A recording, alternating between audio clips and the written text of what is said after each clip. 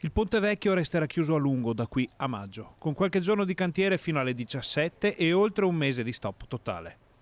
Le chiusure inizieranno già fra una settimana, ma il primo blocco, 24 ore al giorno, 7 giorni su 7, arriverà dal 20 di gennaio.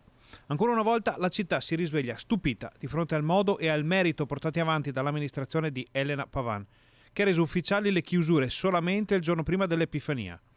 Molto tempo dopo che commercianti, residenti, esercenti e operatori economici dell'area che vive a ridosso del ponte e soprattutto che vive del ponte stesso avevano iniziato a parlare di queste chiusure.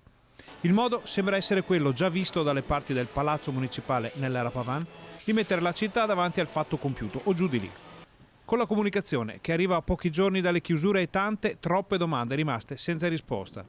Per quanto riguarda il merito, sono in molti a far notare che solo qualche giorno prima dell'ufficializzazione del mese di stop, l'assessore ai lavori pubblici Andrea Zonta aveva dichiarato che si stava lavorando con l'azienda a una sola settimana di chiusura totale.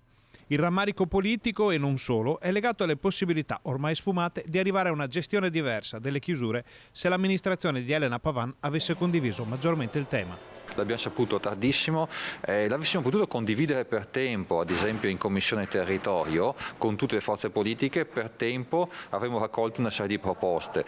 Averne parlato per tempo avrebbe forse portato a risultati diversi.